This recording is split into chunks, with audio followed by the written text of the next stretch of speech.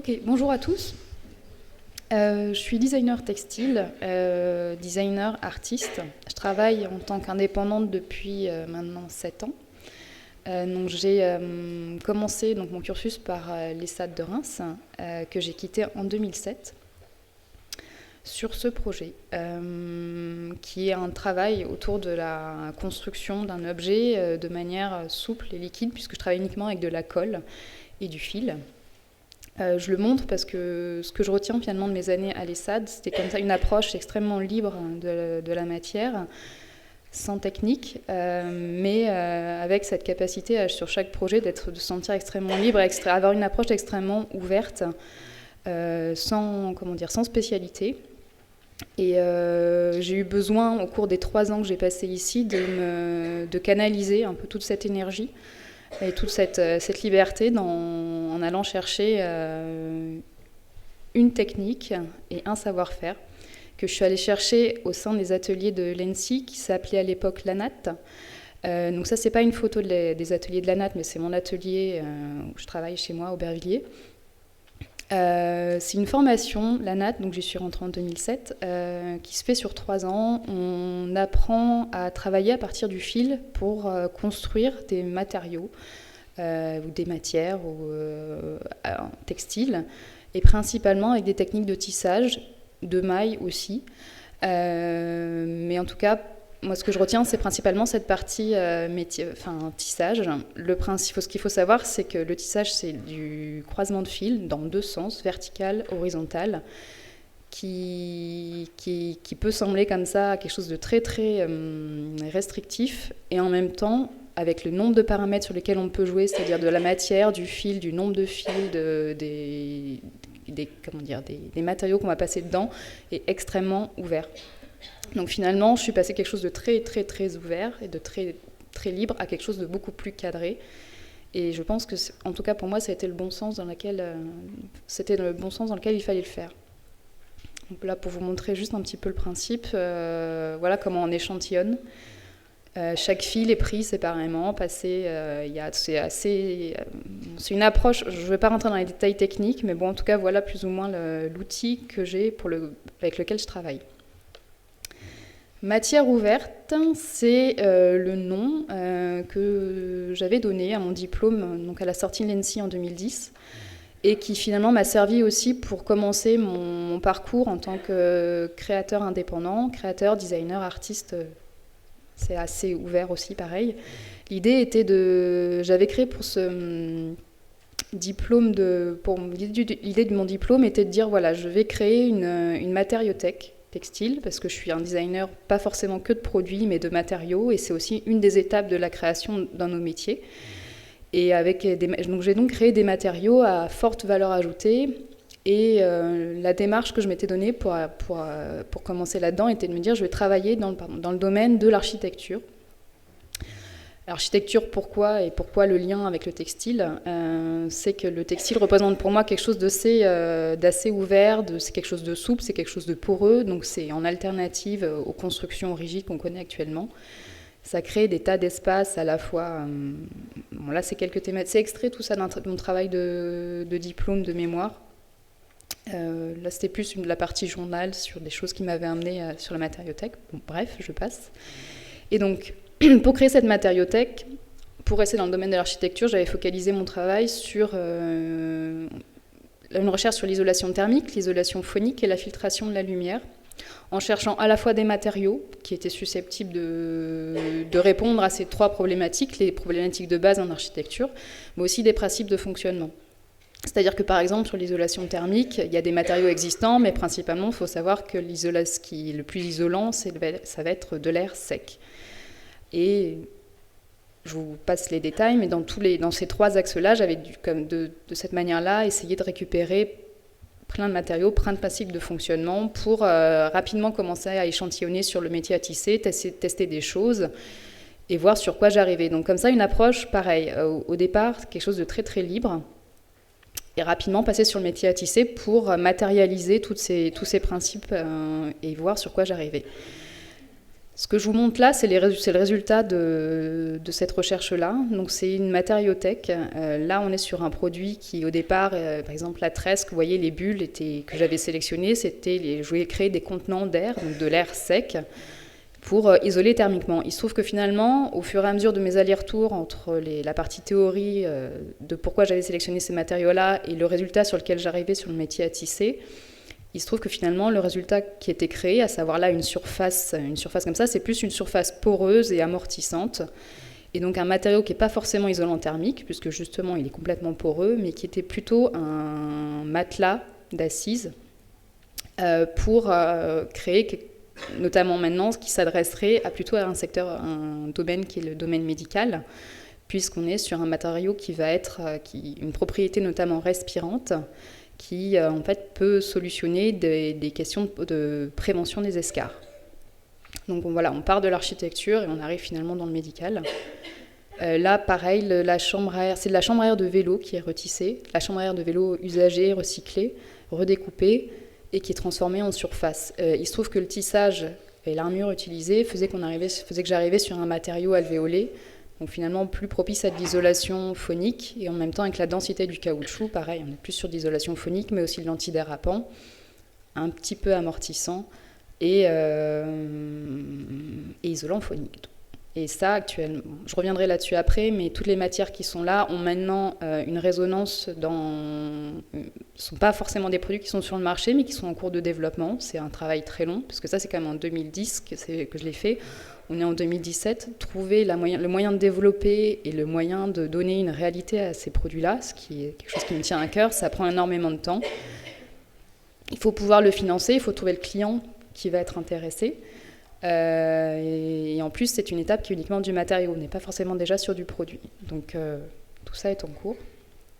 Autre exemple, pareil, toujours issu de mon travail de diplôme, on est sur là un matériau qui est un tissage de lames de métal avec une chaîne qui est dans un matériau extérieur, batiline, qui est une fibre pour l'extérieur.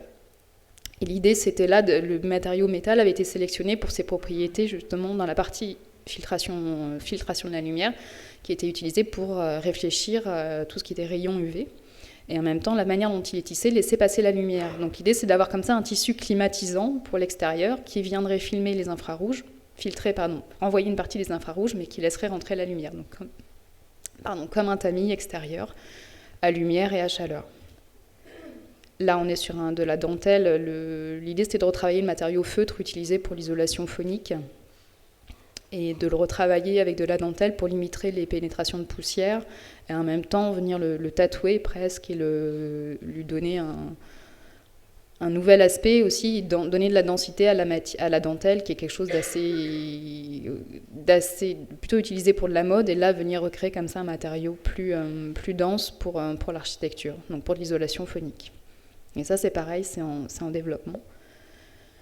Là, on est sur du tissage de fil de mousse néoprène, donc le fil de mousse, le néoprène qui est utilisé à la fois dans les combinaisons de plongée pour isoler thermiquement les combinaisons, et aussi dans tout ce qui va être joint de porte pour isoler du bruit. Donc pareil, ce matériau-là détourné, tissé en surface, on est sur un matériau amortissant, isolant phonique. Et l'idée, c'est que ça donne quelque chose d'assez confortable et que ça peut être utilisé pour par exemple, une sorte de repères muraux pour des maisons de retraite ou autres, là où on a besoin d'amortir un minimum les chocs. Là, on est sur une maille de cuivre, le cuivre qui avait été utilisé pareil pour ses propriétés réfléchissantes. C'est une maille élastique et à mémoire de forme, enfin c'est pas élastique mais qui est déformable et à mémoire de forme. L'intérêt, c'est de venir comme ça pouvoir créer une surface qui soit complètement modelable et filtrante au niveau de la lumière. Bon, là, on est sur un revêtement de sol sans un revêtement de sol. Voilà, donc pour vous montrer toute cette partie-là, voilà, l'idée, c'est vraiment de dire qu'au niveau de ma démarche, l'idée, c'est d'être quand même sur un maximum, sur mon matériau premier. Ça va être le choix de la matière, pourquoi je l'utilise, aussi bien pour ses propriétés techniques qu'esthétiques, et après, au fur et à mesure que je me l'approprie sur le métier à tisser, l'idée de départ et le secteur que je vise au départ peut évoluer, et je me laisse cette liberté-là volontairement pour essayer dans des secteurs les plus ouverts possibles. Matière ouverte, c'était bien évidemment ouvert à différents domaines, ouvert à différentes techniques, et ouvert aussi à différents procédés de fabrication. C'est-à-dire que là-dedans, il y a des choses qui peuvent être faites que artisanalement, des choses qui sont faites qui peuvent être faites de façon industrielle, mais qui peuvent s'adresser à des secteurs aussi très techniques, mais aussi bien à des choses plus, dire la haute couture, des choses peut-être plus moins techniques, vraiment basées sur l'esthétique, mais en tout cas, j'avais vraiment à cœur de me donner la possibilité et la liberté de travailler pour des domaines très différents, en ayant une spécificité bien particulière. Donc cette partie recherche sur le métier à tisser, expérience à partir de matériaux, c'est quelque chose que je conserve régulièrement en tissant, en essayant des choses régulièrement. Donc là, ce que je vais vous montrer, c'est des images de choses que j'ai fait ces derniers temps. Donc là, des tissages de cuivre et de mohair. Là, c'est du crin de cheval. Là, c'est du bois. Du feutre. Ça, c'est de la mousse d'emballage avec un backing en soie. L'idée, c'était là-dessus d'être sur une recherche. C'était un moment où je travaillais pour un client qui voulait des choses très performantes et très légères. Et l'idée, c'était de travailler sur comme ça quelque chose qui soit une sorte de doudoune ultra light. Et qui, en ce moment, du coup, ce matériau-là est récupéré par une marque de sport pour en faire quelque chose qui soit, pareil, un isolant très léger. Vous m'arrêtez s'il y a des choses qui ne sont pas claires au niveau de la technicité. Là, c'est du tissage de papier, tout simplement. Donc ça va devenir toute une gamme de produits de papier peint. Ça, je vous en reparlerai à la fin. Là, on est sur du crin de cheval. Ça, c'était encore autre chose. Oui, parce que, bon, matière ouverte, c'est aussi plusieurs étapes. C'est-à-dire que c'est matière, matériaux, produits. Dans mon approche de designer, c'est vrai que je suis plutôt a priori intéressée par le matériau, mais ce qui m'intéresse aussi, c'est parfois sur certains projets d'être capable d'aller jusqu'au bout, c'est-à-dire de donner une réalité et un contour à ces matériaux et de pouvoir proposer, alors que là c'était de la pièce unique, mais d'être capable d'aller jusqu'au bout du projet. Par exemple, alors parfois ça se fait moi toute seule, et là, souvent ça se fait avec d'autres créateurs. Là en l'occurrence Yassine Awadi, qui est un jeune créateur qui défile donc en haute couture et qui avait utilisé les bandes, comme vous l'avez vu tout à l'heure sur la première image, le matériau anti-escarre, qu'il avait utilisé en bordure de vêtements pour sa collection de l'année dernière. C'est des exemples, il y a d'autres choses, mais j'ai essayé de piocher. Ça, c'est par exemple aussi pour montrer, c'est un des derniers développements que je fais, qui s'adresse plutôt aux galeries d'art et aux architectes. L'idée, c'était vraiment de créer des dessins dans l'espace qui soient tissés, mais c'est pas forcément, et de travailler avec différents papiers, différents matériaux, différentes formes, et d'être capable de composer comme ça dans l'espace des choses un peu cinétiques, un peu floues. Mais ça, c'est une approche vraiment plutôt galerie de mon métier. Voilà. Donc là, je viens de vous montrer un petit peu, on va dire, le vrac. C'est un peu la ligne directrice de ce que je fais, mais pour pouvoir alimenter cette partie-là, il faut aussi être capable de travailler donc, pour des clients qui assurent des choses plus fixes. Et là, j'ai quelques exemples donc, de clients pour lesquels j'ai travaillé. Création Baumann, c'est une entreprise suisse qui est en Suisse allemande. Donc, ce sont des éditeurs et des industriels, c'est-à-dire que non seulement ils stockent, mais ils fabriquent une certaine partie de leurs produits. Donc, ils ont des métiers à tisser, des machines de découpe laser, de l'impression. J'ai travaillé quelques temps pour eux et on a sorti différentes gammes de produits. Là, par exemple, c'était du textile avec une face siliconée qui est ensuite découpée au laser. Et l'intérêt en fait, de ce textile-là, c'est qu'il est adhésif sur des surfaces telles que le vitre et repositionnable. Donc du coup, là, ça permet de créer des motifs ou ce qu'on veut. Ça peut être aussi du rouleau, mais je ne m'étais pas tellement occupée de cette partie-là. Et donc ça, c'est des choses qui sont sorties. Oui, j'ai juste mis ça. La manufacture Cogolin est un client aussi avec lequel j'ai beaucoup travaillé. La manufacture Cogolin, c'est une manufacture qui est à Cogolin et qui en fait c'était un endroit avec plein de métiers de comme vous le voyez ici, qui date de la fin du 19e siècle, pour pas dire... ouais, c'est ça. Et qui, en fait, sont des métiers qui sont actionnés par des femmes, principalement. Il n'y a quasiment que des femmes dans la manufacture. Et ils tissent des tapis sur des laits de 70 cm qui sont ensuite assemblés à la main. Donc c'est vraiment une manufacture. Et donc avec eux, on a créé plusieurs collections. Donc là, vous avez un extrait de ce que j'ai pu faire. Et donc vraiment, pour le coup, dans le cœur de métier. Autre exemple de ce que j'avais fait pour eux, travailler avec eux sur des collections, finalement, a créé une relation de confiance qui nous ont permis de créer une installation à l'occasion des Designer Days, il y a 4 ans maintenant, avec une approche plutôt artistique. Vous connaissez le principe des Designer Days, hein, l'idée c'est de présenter pas forcément les produits qui sont faits par les différents showrooms, mais de proposer un message par rapport à ce qu'ils y font. Donc là, c'est un projet qui avait été fait en partenariat avec Florent Albinet, qui est designer, qui vient de l'ESSAD aussi. Et on avait travaillé sur justement ce rapport à la fabrication entre l'humain et la machine, en proposant une installation qui est en 3 parties. Donc la partie centrale, qui est chaque pièce était actionnée par un seul moteur, et le crin venait être animé par des systèmes de mécanique, engrenages, courroies ou autres, pour créer et tout était en mouvement. Donc là, on est sur... à chaque fois, il y avait un moteur, là, par exemple, qui engageait une courroie, qui entraînait l'autre, et qui entraînait l'autre, et ainsi de suite. Là, c'était plutôt un moteur comme un système de boîte à musique. Il y avait un seul moteur qui venait déclencher tout un système de rails et d'engrenages, et du coup, chaque hélice venait être animée, et les hélices faisaient bouger les autres hélices en crin. Bon, voilà. Autre échelle. Descamps, vous connaissez peut-être, est une marque de linge de maison, de linge de lit. Descamps, c'est pas une fois de plus, c'est pas ce qui était le plus dans mon cœur de métier, mais j'ai travaillé pour eux pendant 4 ans, et m'a permis d'avoir une stabilité au niveau de mon activité, ce qui est appréciable.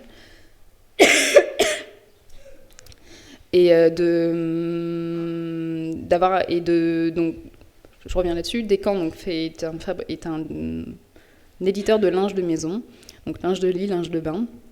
Et donc je crée des collections sur la marque Descamps, sur la licence Tommy Hilfiger. Pour eux, j'ai fait pendant 4 ans. J'ai arrêté l'année dernière. Et c'est vraiment le client qui m'a permis de pousser tout le reste.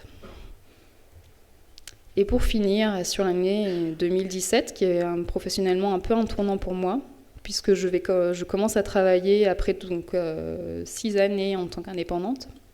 Je travaille désormais depuis quelques semaines pour Dines. Donc Dines, c'est un showroom parisien. Je travaille pour eux maintenant 3 jours par semaine. C'est un showroom parisien qui est situé dans le 11e, donc à côté de Bastille, et qui est une sorte de matériothèque géante. Excusez-moi. Une matériothèque géante et qui est un peu une place unique sur Paris, dans le sens où ce n'est pas un éditeur, c'est-à-dire qu'ils ne stockent aucun tissu. Ils ne font que des développements spécifiques. C'est-à-dire que la personne qui a fondé cette agence, Olivier Dardiac, est un commercial à l'origine qui va aller chercher des savoir-faire un peu partout dans le monde, en France, mais pas que, et expose des échantillons de ce que ces gens de ce que les différentes manufactures ou les différentes industries qu'il va voir sont capables de faire. Il expose des échantillons. Et ensuite, les architectes ou des designers, des prescripteurs viennent et s'inspirent de tout ce qu'ils voient et disent voilà, moi je voudrais un projet comme ci, comme ça, est-ce qu'on peut le lancer? Et à partir de là, le projet est lancé, donc c'est vraiment que du sur-mesure. Et il se trouve que moi je les connais depuis 6 ans, on a fonctionné ensemble, moi en externe. Et là, cette année, on s'associe pour vraiment aller plus loin ensemble, et on va monter à l'intérieur de cette structure un atelier de recherche avec un métier à tisser pour être capable de créer des collections, donc être force de proposition, et en même temps d'être capable d'interpréter le souhait d'un client et de lui monter complètement le projet. Et donc voilà, ça vous voyez un peu le showroom. Donc l'année dernière, on a sorti une première collection avec un partenaire, un fabricant qui est dans le sud de la France, qui a des machines, des métiers à tisser qui sont relativement âgés, mais qui permettent de passer des choses un peu atypiques et pas forcément faciles industriellement. Donc du cuivre, des nylons, des choses comme ça. Donc ça c'est une collection, un extrait de la collection qu'on a créée l'année dernière. Et autre exemple, donc ce projet qui a été donc on va dire piloté aussi par Fabrice Ossé qui est architecte et qui a participé au salon AD qui a eu lieu à l'Hôtel de la Monnaie en septembre dernier et qui est donc venu voir d'Inès en mai pour lui dire voilà, pour septembre il faut que j'ai 2 tissus, un pour créer la spirale que vous voyez en haut pour habiller la spirale et l'autre pour revêtir le canapé. Et donc il a fallu monter en très peu de temps, avoir les équipes capables de répondre à sa demande. Et donc par exemple, voilà, pour l'histoire du canapé, il a fallu monter un métier à tisser. Il faut savoir que le tissage, ça se gère fil par fil.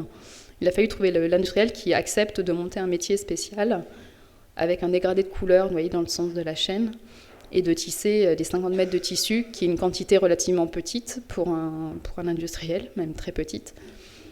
Et finalement, on l'a fait.